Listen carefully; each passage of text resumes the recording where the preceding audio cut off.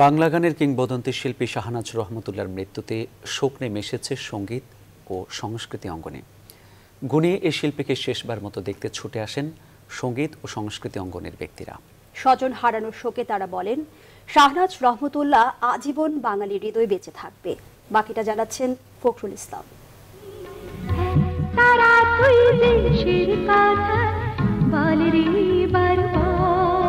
সুরেলা এই কণ্ঠ আর বলবে না দেশের কথা।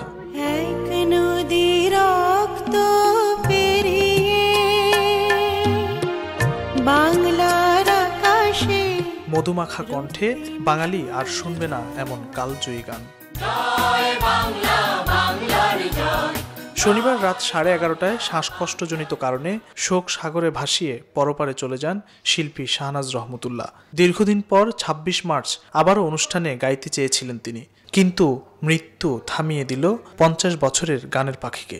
হঠাৎ করে আমাকে আয়সা বললো যে আমার খুব শরীর খারাপ লাগতেছে, আমি অসুস্থ বোধ করতেছি, বোধহয় আমি বাঁচবো না।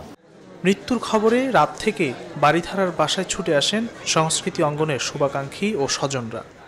শাহনাজ রহমতুল্লাহ একটি অসম্ভব একটা হিরণ্ময় একটা অধ্যায়ের নাম। তিনি চলে গেলেন কিছুটা অভিমানে এবং তার পেছনে আমাদের অবহেলা।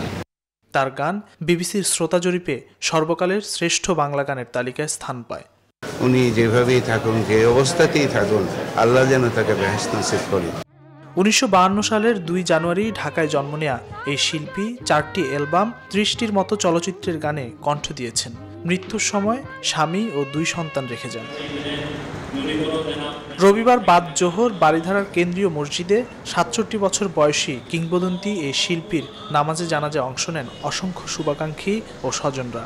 এরপর বনানীর সামরিক কবরস্থানে দাফন করা হয় ক্ষণজন্মা এই শিল্পীর মরদেহ।